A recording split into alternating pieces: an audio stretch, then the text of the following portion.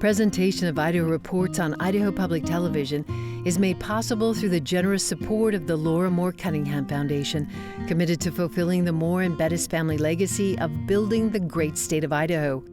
By the Friends of Idaho Public Television and by the Corporation for Public Broadcasting.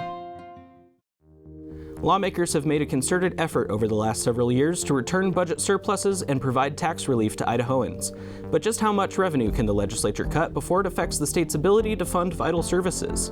Filling in for Melissa Davlin, I'm Logan Finney. Idaho Reports starts now.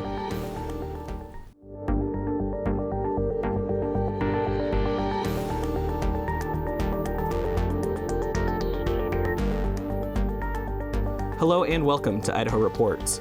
This week, Christine Pisani of the Idaho Council on Developmental Disabilities discusses concerns about the trajectory of Medicaid and the state's direct care workforce.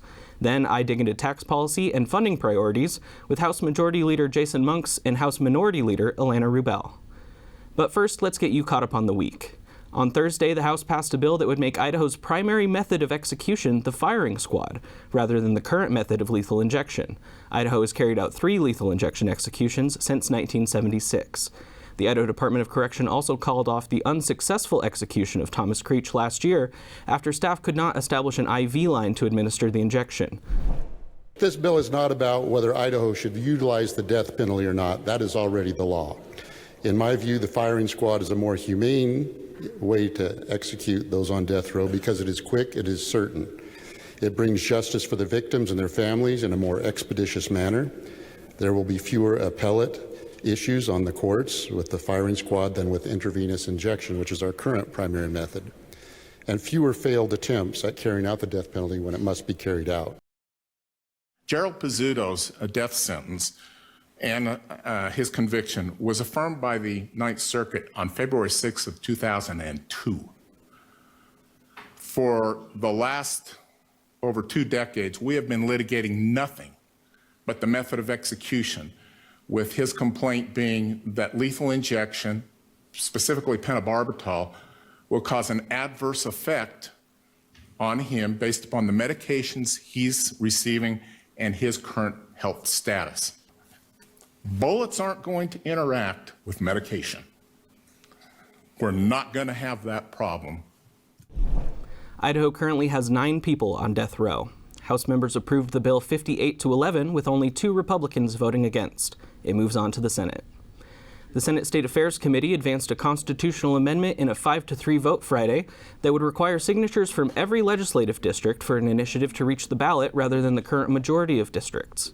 In 2021, the Idaho Supreme Court determined raising the bar in statute to all 35 districts would have made the initiative process unconstitutionally difficult.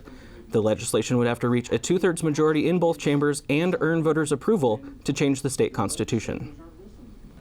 On Wednesday, hundreds of protesters gathered at the State House in Boise to show their anger at some actions of the new Trump administration, including Elon Musk's role in the federal government's affairs and a lack of pushback from Idaho's Republican congressional delegation.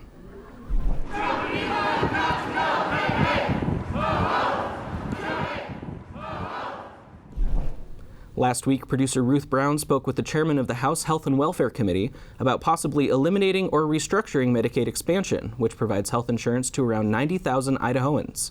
This week, she sat down with Christine Pisani of the Idaho Council on Developmental Disabilities to talk about possible changes at the federal and state levels to the program that have members of the disabilities community concerned about coverage, as well as the U.S. Department of Justice finding that the state disproportionately institutionalizes people with disabilities who could otherwise live in community care settings. The Department of Justice came out with its findings and essentially found that people with disabilities were being segregated unnecessarily in nursing home settings when they could be being served in our Medicaid-funded home and community-based services.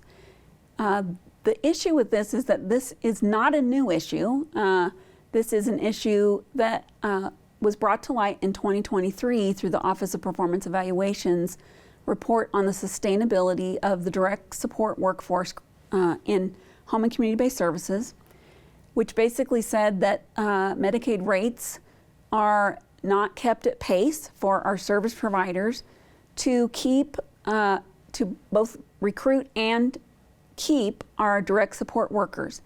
This has meant that our service providers throughout the state have not been able to keep enough staff. They've had to turn people away. And what that means is, for people with disabilities and seniors, is that they are turning people away to nursing home placements that are costing public dollars in the amount of $85,800 a year per person.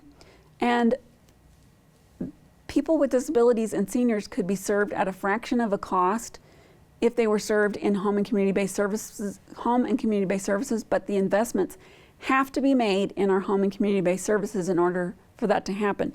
So those recommendations in the Office of Performance Evaluation report were made in 2023, and the disability community is still very concerned at watching the continual decline of people with disabilities and seniors ending up homeless, ending up having to move out of state because there is no placement here. So they're moving from their home community that they've always known and their family to a state that they don't know anyone. Also, family members are having to either quit work or take reduced hours in order to provide those additional caregiving responsibilities for a senior, for their parent, aging parent, or for their adult children with disabilities, or children with disabilities. And so this is causing a lot of pressure on families, and we're not sure when this will get resolved. Let's talk Medicaid. How confident are you that Medicaid expansion will be in place, will continue to stay in place, and what are your concerns around it? So I have a couple of concerns to talk about, and one is at the federal level. And so right now, Congress is considering a proposal to move to a different Medicaid structure. And there's two different things that they're considering. One is a per capita cap, which means that the funding for state Medicaid programs would move to a fixed amount per person in the Medicaid program. This does not account for varying medical costs, crisis, a pandemic, healthcare, rising healthcare costs. And in Idaho, because we have a medical shortage for specialty services, we have a lot of people who have chronic health conditions and just specialty needs where they have to travel out of state. So it doesn't account for any of those costs. Once we get that budget based on a per capita cap, that's the budget we have. So what ends up happening is that the state is then on the hook for that additional expense, which will be difficult for Idaho to absorb. There's legislation happening in-state as well. What are some of your concerns around that? And I guess you work with the disabilities community. I mean, how does it bring concern from them?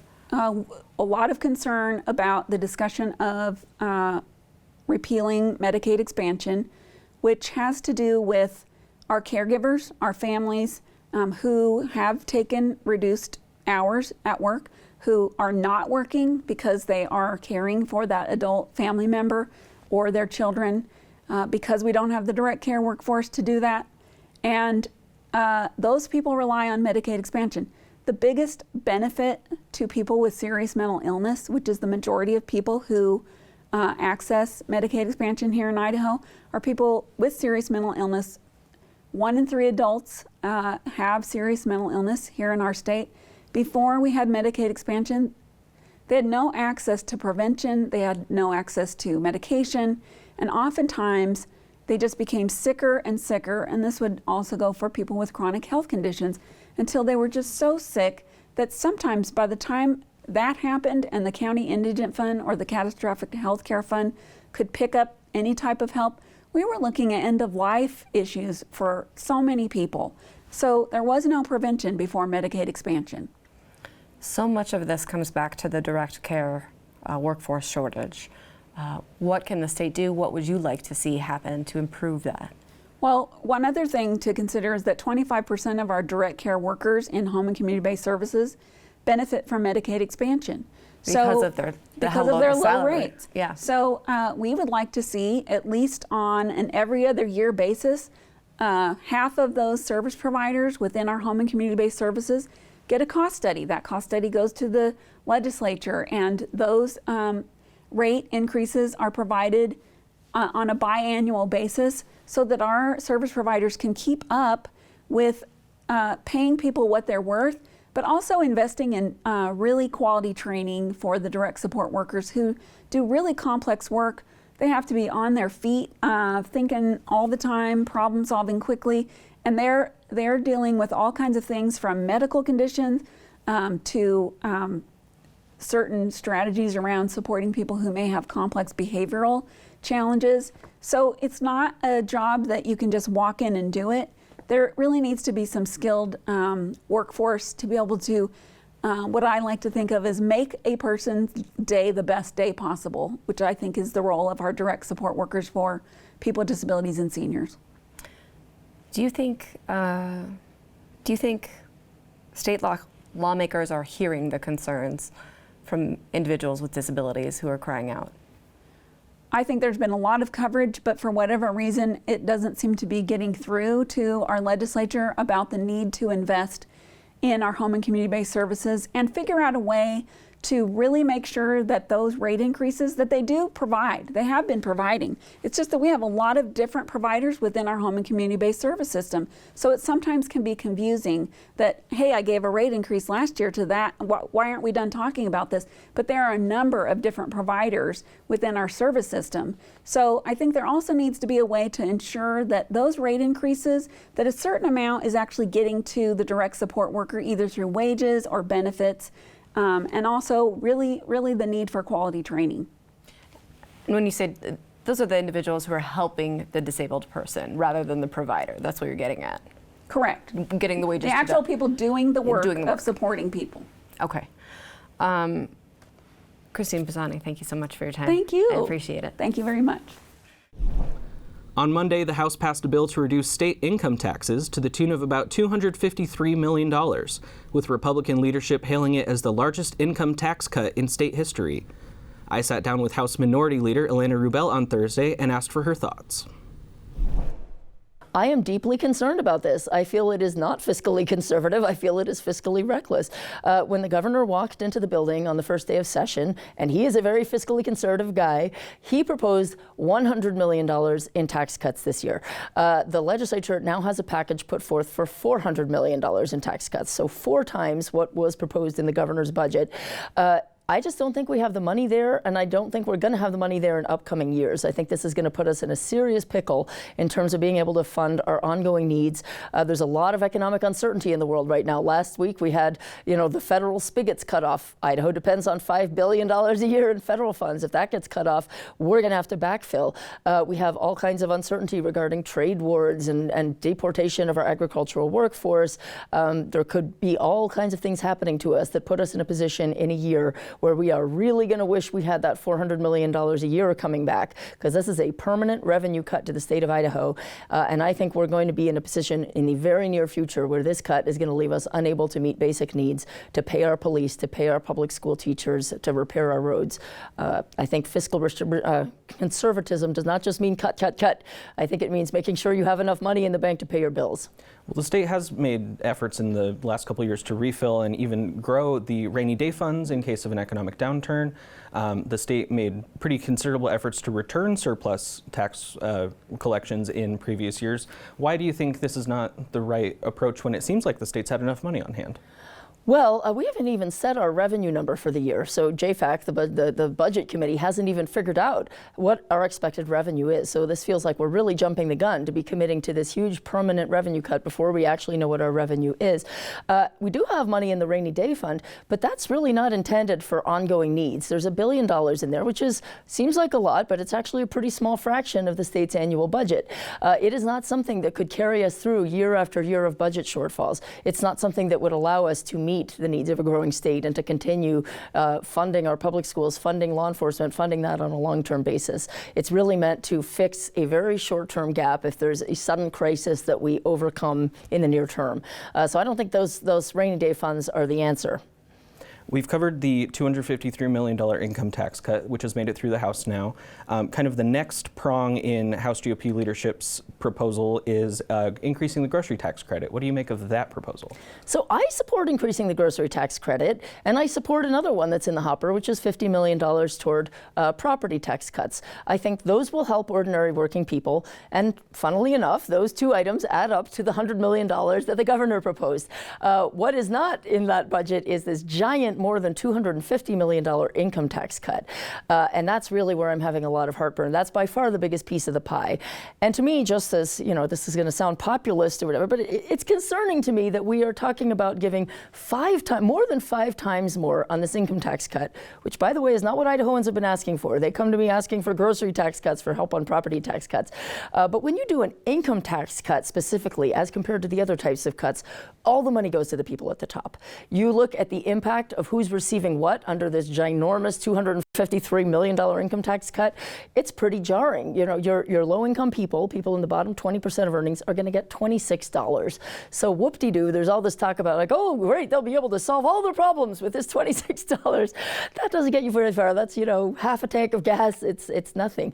But you look at who's getting the real money, it is the people in the top 1% are going to be getting over $5,300. So this income tax cut delivers 206 times more to the people in the top 1% than it does to the low-income people who need it. It is as regressive a form of tax cut as you could ever ask for. And it is, if we did it in another way, if we did this in grocery tax cut or property tax cut, it wouldn't look like that. Those would get the money much more broadly to the people who actually need it. So I think it's really unfortunate.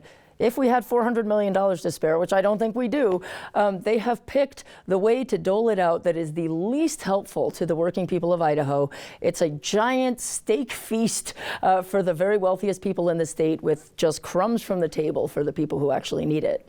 One more tax type I want to make sure that we get to is property taxes. House Speaker Mike Moyle has indicated he wants that $50 million to go into the pathway that the state has set up in previous years, where the state is giving money to the local governments to offset what they would be collecting in taxes, whether that's for homeowners or specifically for school bonds and levies. Do you think adding this potential $50 million in property tax relief into that formula is the right way to do it?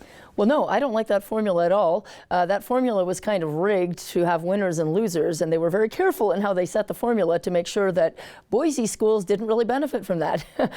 They carved out the, quote, independent school districts who predate the state of Idaho to make sure they get a small fraction of what other districts get. So it's really not an equitable formula.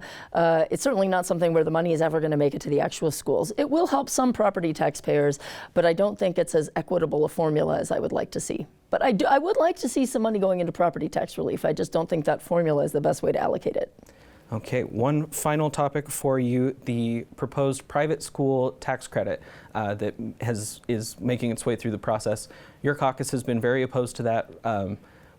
If this program or something like it, there's a slightly different version in the Senate, what would be the most palatable form of a private school choice bill for you? I have no palatable form of, of a private school, funding bill at taxpayer expense. This is, again, I find myself and the Democrats as being the last fiscal conservatives in the room, oddly. But every state that has done this has had it be a complete budget buster. Every state has started out like Idaho did, with, oh, don't worry, nothing to see here. It's just a little $50 million bill, which, Arizona thought it was a $60 million bill, turned out to be $830 million per year now. It's forced them to have to defund everything. They've had to defund their roads, their water infrastructure projects, their community colleges. That's happened in every state that's done it, Indiana, Florida, you name it. And I know they want to say Idaho's the special butterfly that won't have any budget problems from this, but it always leads to huge budget overruns. And again, we can't afford it. We have public school buildings that have holes in their roof. We have, which we're constitutionally obligated to fund, unlike private and religious schools. So there is no form of siphoning off public dollars into unaccountable private and religious schools that I could get behind, and certainly not given the other budget priorities that I think we need to put first. All right. House Minority Leader Ilana Rubel, thanks for your time this week. Thank you. The House on Friday debated a bill that would allow parents who educate their children outside of the public school system to write off private school expenses on their state taxes. After 2 hours of debate, representatives passed that bill 42 to 28, and it heads to the Senate. I think it's fantastic that a parent can homeschool their child and still send their child to band or send them to, sports, football or dance or whatever it might be, and that they have the ability to do that. But that is a drain on public resources. And if that child is receiving this credit and going to a private school, but then also enrolling in those activities, how does that not put a strain on our public school system? I would just like to point out that this bill does not send one dime to a private school. This bill sends money to families to make choices for their children where they believe they will experience the best learning environment. If I thought for 1 minute that this bill would harm public schools or children, I would not be standing here with it. Joining me to discuss that bill is House Majority Leader Jason Monks. Thank you so much for joining us. Well, thanks for having me. I appreciate it. I'm sure you're very happy to have that bill off the floor. You've been a pretty big supporter of it. Yeah, we've been working on that bill for years, actually, a lot of years. I mean, you heard from Representative Vanderwoude. He's been here for, I think he said 17 years that he's been working on it himself, and I know Representative Horman's been working on it for a dozen years as well. It's something we've worked on for a long time. I've been integral in that for the last several years as well. As we listen to the debate over the last several years, like you've referenced, a lot of folks will argue that we already have a lot of choices within the public school system. Why is it so important for the state to expand that umbrella of school choice to also cover private options outside of the public system? Everybody says we've got great choice, and we do. Idaho does a fantastic job of choice, but it's still all under one umbrella. It still falls underneath the Department of Ed. It's still government education, and sometimes it just doesn't work for everybody. I've got family that it's not worked for. I got family that it worked great for. We've got great teachers, great schools, but it doesn't work for everybody, and we're trying to provide an option for people that it doesn't work for, and this bill will allow us to do that, and we're giving parents some more control over where their kids can go to school. The other thing too, not every rural district has options.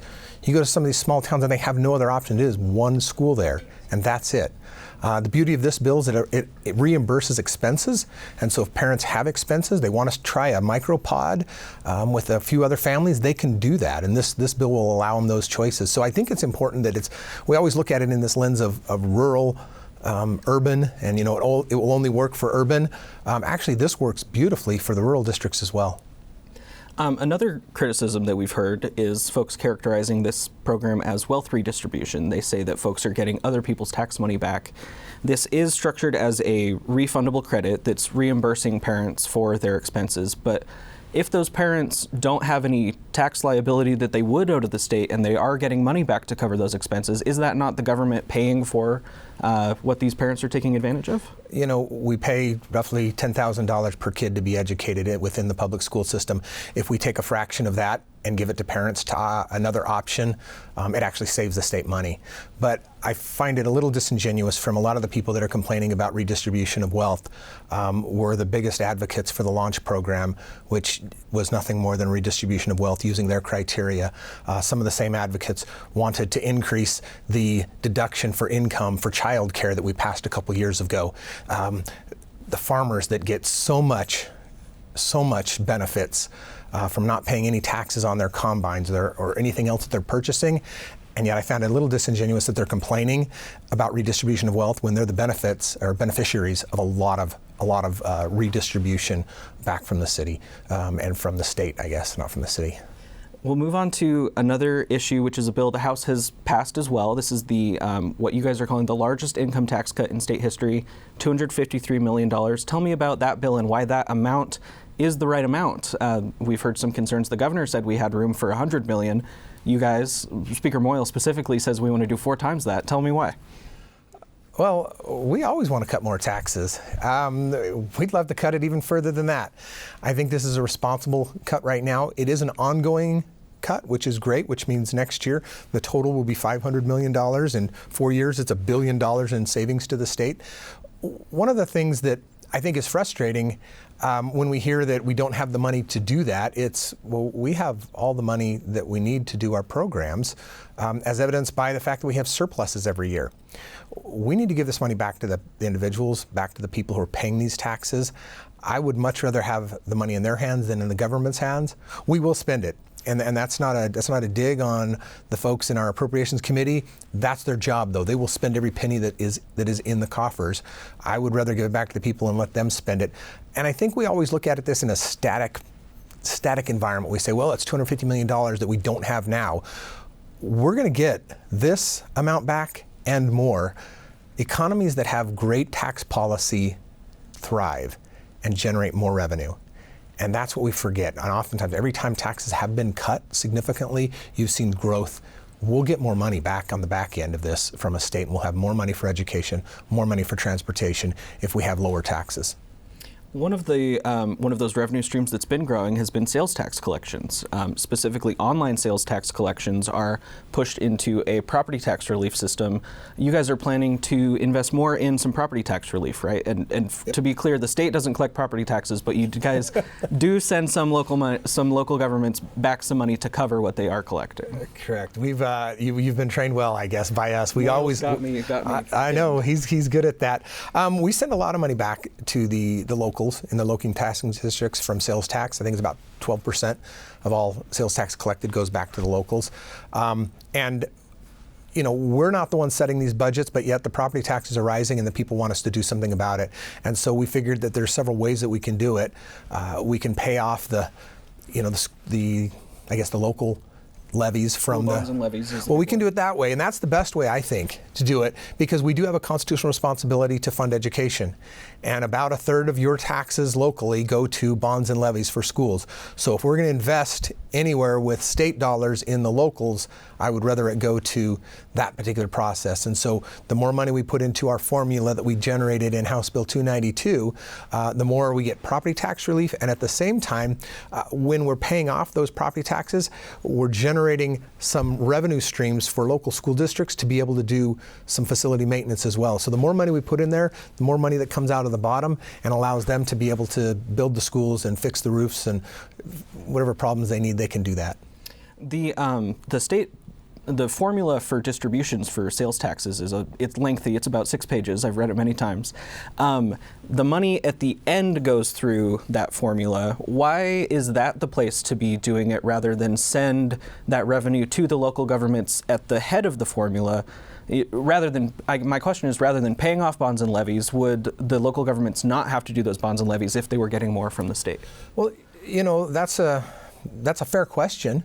And remember, there's two sides of that with the property tax. Some of that is going to the cities, to the counties, to the fire districts. That's a whole other side of the equation.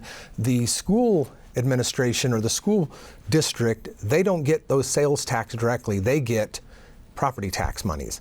So they also get distributions from our general fund, but it's not through that sales tax distribution formula necessarily that goes to cities, goes to library districts, goes to counties and all that. And so, yeah, we've been putting more money into that side of the equation constantly.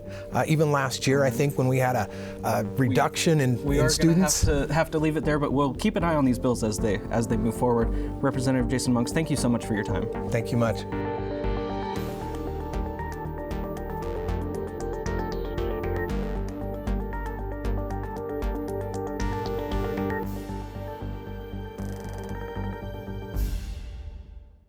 Presentation of Idaho Reports on Idaho Public Television is made possible through the generous support of the Laura Moore Cunningham Foundation, committed to fulfilling the Moore and Bettis family legacy of building the great state of Idaho, by the Friends of Idaho Public Television, and by the Corporation for Public Broadcasting.